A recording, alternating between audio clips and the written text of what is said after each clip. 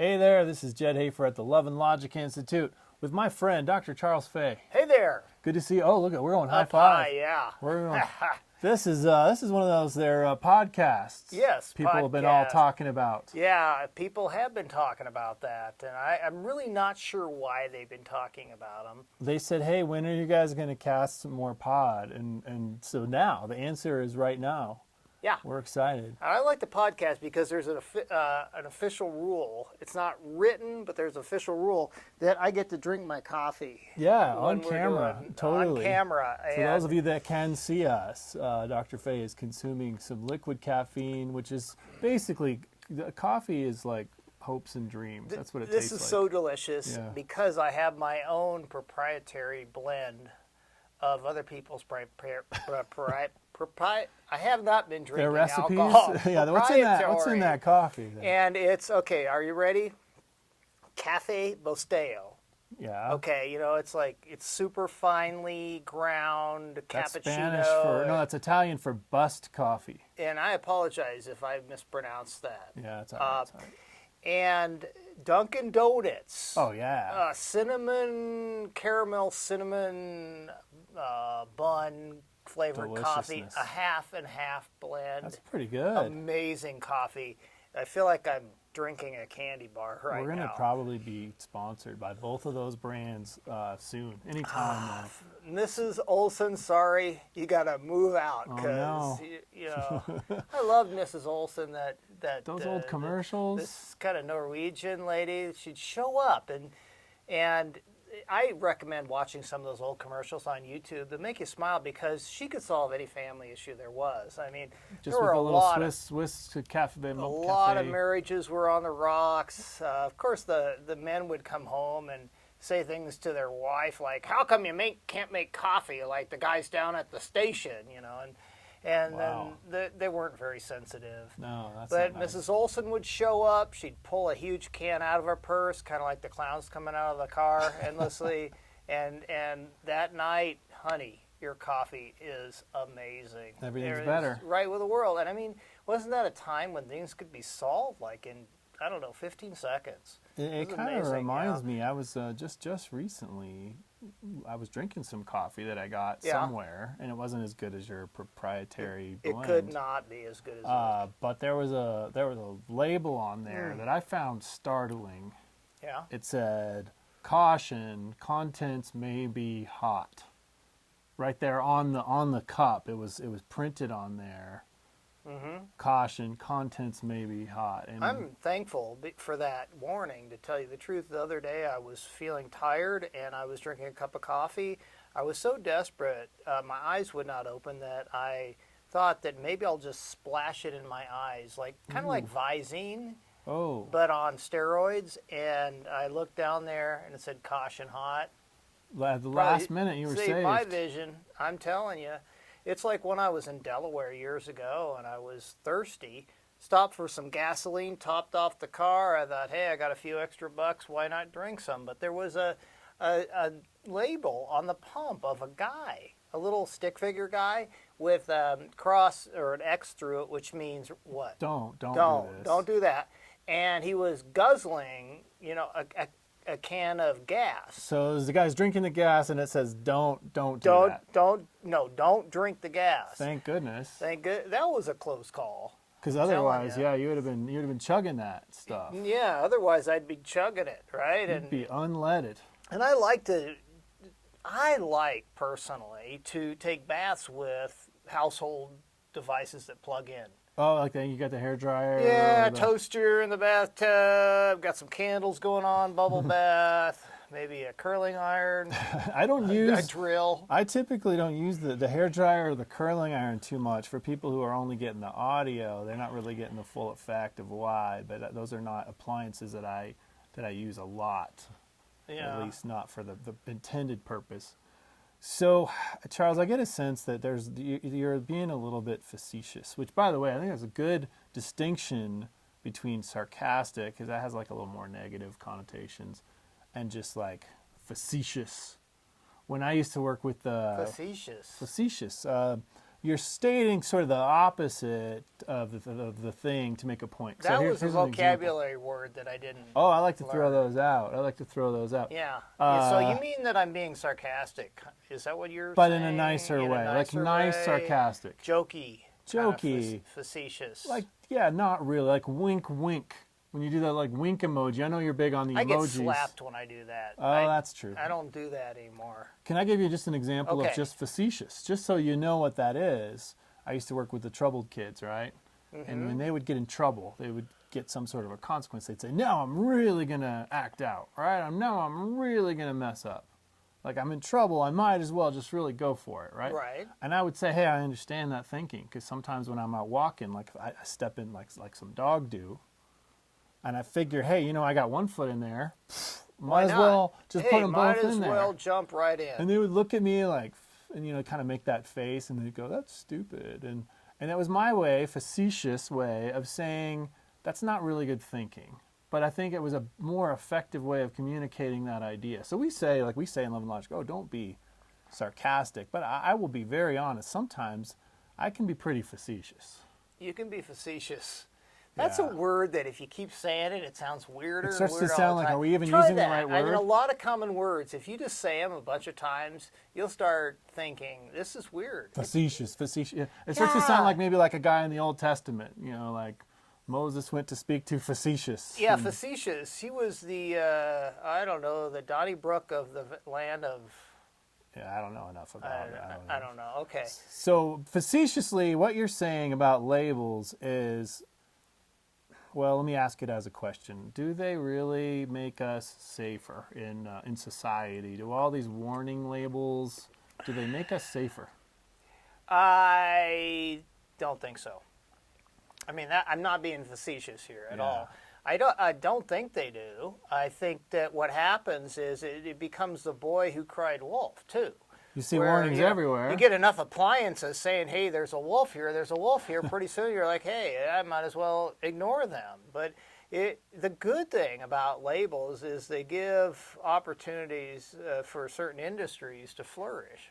Are you saying that, let's say the legal profession might be making a lot of money off of some of It these? could be, and maybe, the adhesive. Oh, yeah, the people who make the little manufacturers. stickers there. Yeah, there's something there, and I think it's always good to be able to blame your problems on somebody else or some non-existent label, because That was facetious. think about how awful life would be if you really had to take full responsibility for the junk you did. Could you imagine that? The crushing No. reality of, I'm the one who spilled this hot beverage, in my crotch as I was driving. I'm the one who was on the cell phone and tripped into the fountain. By the way, that was a real one. She tripped Yeah. into the fountain. That's not good for my self-concept. No, Taking responsibility and saying that was my own decision, my fault, my irresponsible behavior, that's not good for my That's why I got married, so I'd have somebody really close there, so I could always find, at least somebody to.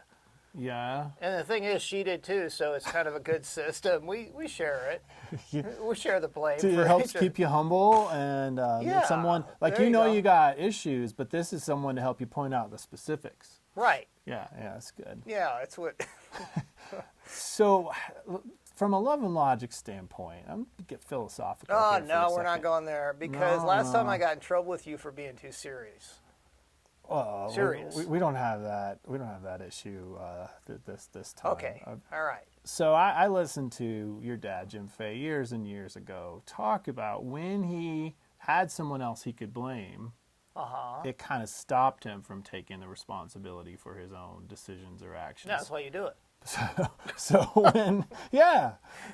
when there's no one else to say, well, you didn't warn me, or I know I'll hear this with kids again. We talk about kids who receive consequences. They'll say, I didn't get properly warned about this, or even just a Yeah, you test. didn't tell me. Teacher gives a test. You didn't tell us. Yeah. And as soon as I'm able to put that blame on somebody else, it sort of stunts my taking responsibility growth. Yeah.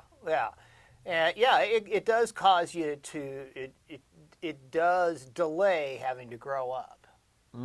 Yeah, and see if And you we're can not trying to find. make a commercial in favor of the warning labels and the excess warnings. No, it's because they make people dumb.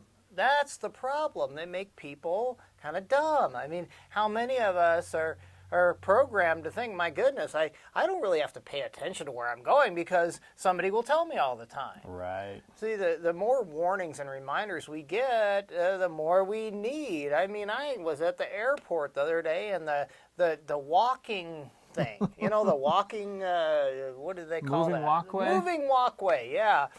I'm on it, and she has a female voice. She's This warning you. airport, she's telling me it's coming to an end, and now I find that I don't even pay attention where I'm going. I just wait for listen. her to tell me. Caution, the moving walkway is coming to an end. Yeah, she's got a very soothing voice. I mean, I'm thinking that I'm more. If you're gonna have a warning, you gotta have like I don't know who Bobby Knight.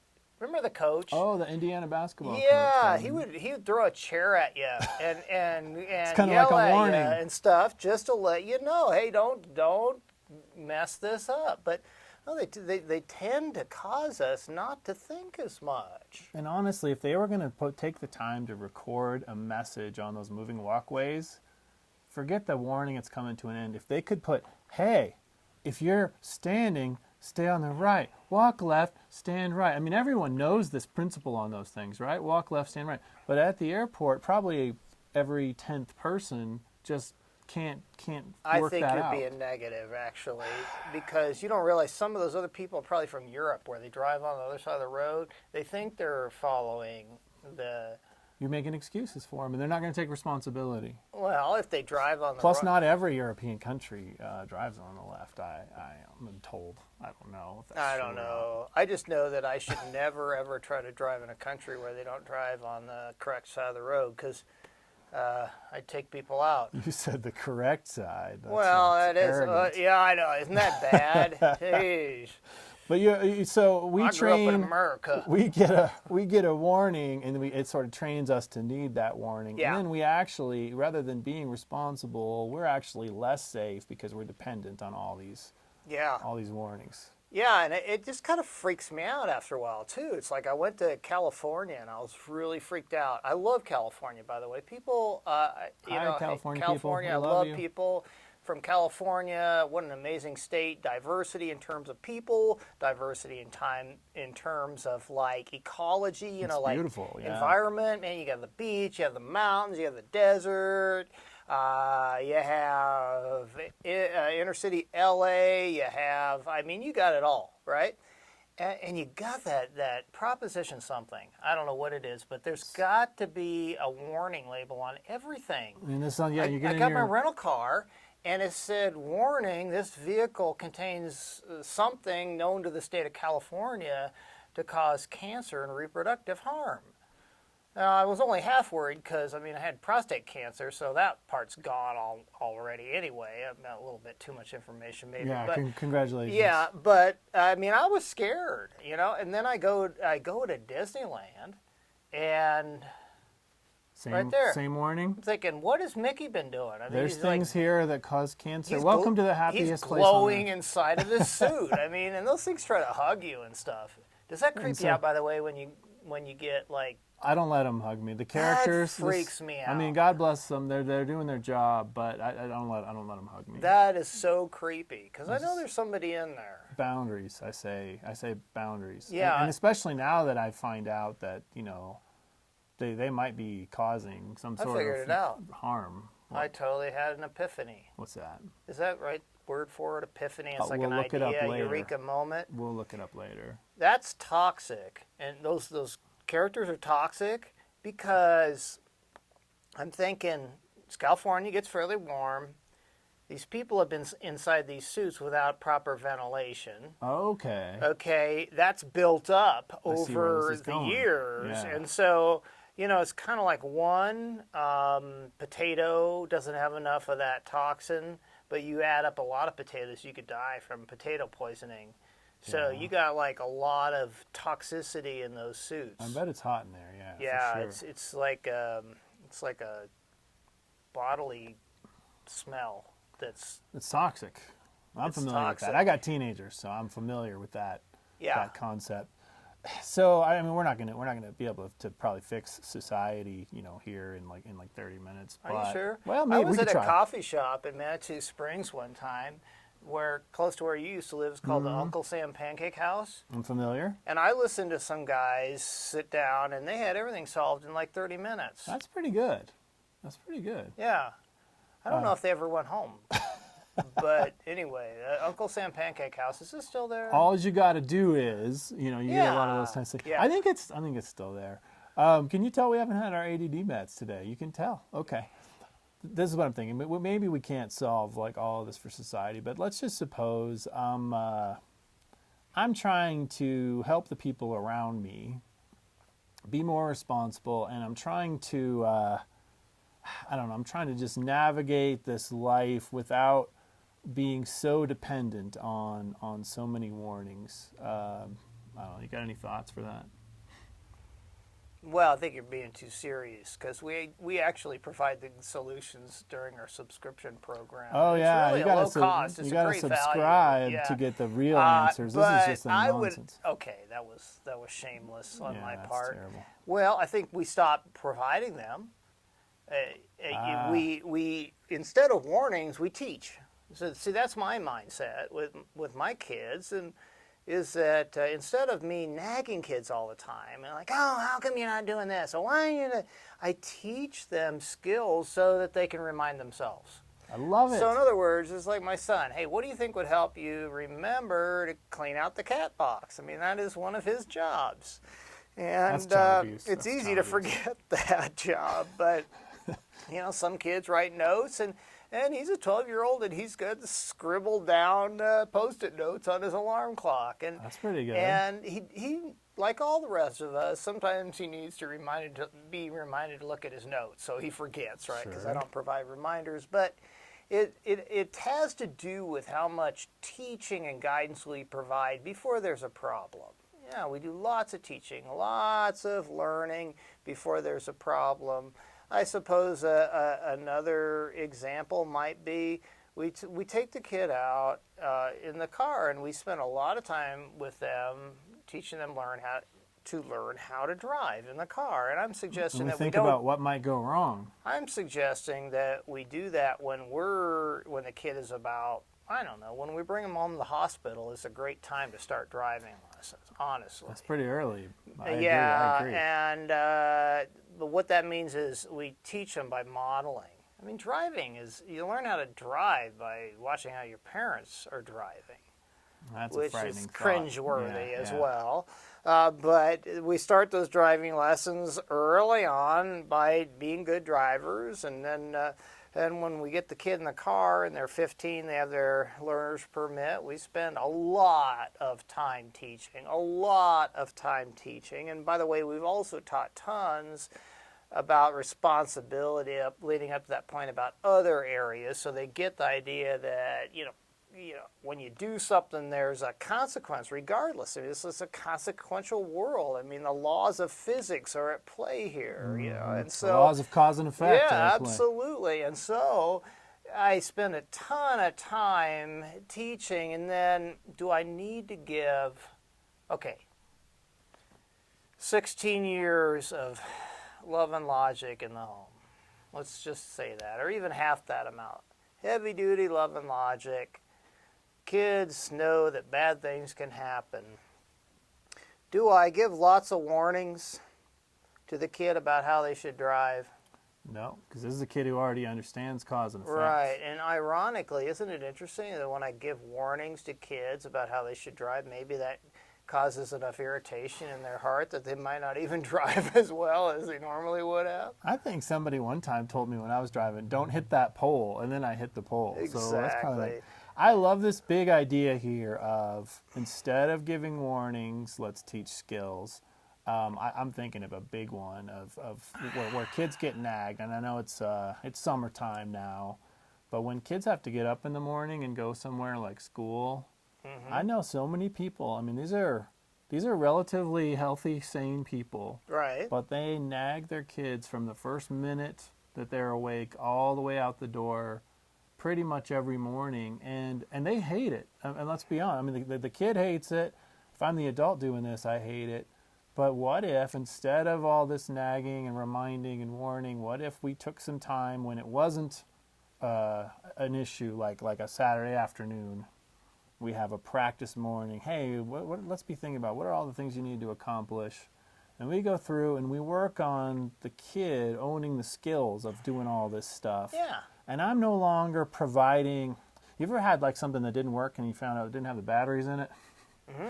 I don't want to have to be this kid's battery. I don't want to have to be this kid's power source, providing the energy for them to get everything done, whether it's homework, getting out the door, any area of responsibility. I want this kid to have their own like rechargeable power source. Is that a good analogy? No. Yeah. It's okay? All right, good. And I can think of why I don't like giving warnings and nagging people. It's because I can just imagine, and we need to have a warning here ahead of time. Don't try this at home. Don't try this at home. This is known to the state of love and logic to cause massive relationship pain. Put up a thing we'll put some words there on the screen now. Yeah. Yes, we're not responsible for anything that would happen if you did this. Okay, so let's say that every time your kids saw you, you whipped out one of those boat horns. You know what I'm talking about? They have them at athletic events. You know, they screechy, super screechy. Soccer matches. Yeah, and you know, you just whipped it out right in their face. Okay, I'm not suggesting you do that. Don't do that. Okay, and so let's say you just did that for like a day. That's all you'd have to do it. I mean, how long would it be before the kids were conditioned to associate you with that noise? Wouldn't take long. I wonder if any parents are associated with a similar screeching noise that comes out of their mouth from all that nagging. The sound of nagging. And then the parents look, I don't know why they never want to be home. I wonder why they never want to be here. You know, and it's like painful to be around you because you screech too much. I'm gonna have another serious moment here. I don't mean to do this. I'm really sorry. I'm sure glad we gave that disclaimer because that we gave the warning. We gave the warning. Here don't it comes. Okay. But I want to be sending messages to my kids that say you're capable. And if I'm always warning you, I'm kind of sending a message that like you're not very smart and you need to be warned and nagged. Okay. Let me give you another example, and you can actually try this at home. Although it might require some extensive moving. Okay, try this one, but not the boat horn one. And so I talked. This is a real example. I talked to this lady. She was a teacher at a conference up in Thompson Falls, Montana. Montana. Yeah, nice little town. And I was just talking to her during one of the breaks, and she was so excited and happy. I like, you look like you're really happy. What's going on? I just met her, and she's like, I just bought a house. And she's just beaming. And I'm like, I'm so happy for you. Tell me about your house. And she says, it's right by the railroad tracks. I love it. And she's just going on. And I'm like, yeah, I couldn't wait. Oh, this house came up for sale. I bought it. I love being right. The train goes right through my backyard. I just love it. And, okay, I'm not getting it. The joy, really. I mean, right. I can understand. What's so great about that? And she said, well, you see, when I was a little girl, my grandparents, they had a house that was right, the train went through the backyard, and I just loved my grandparents, and we had so much joy together, and now I just lay there and that rumbling and shaking, in the house at night, and it just puts me to sleep because I think of my grandparents and how much they loved me and the good times we had, and essentially what you can do at home is associate yourself with really, really good feelings. With good feelings. Good feelings, and the other stuff around you kind of rubs off on that too. But conditioning is a huge deal. Yeah, and I definitely want kids conditioned that my presence equals positivity and a belief in them versus this constant nagging and sort of sending a message that says, I don't believe that you're very smart or capable. There should be a warning label on parents that is true. And it's a true warning label. Warning.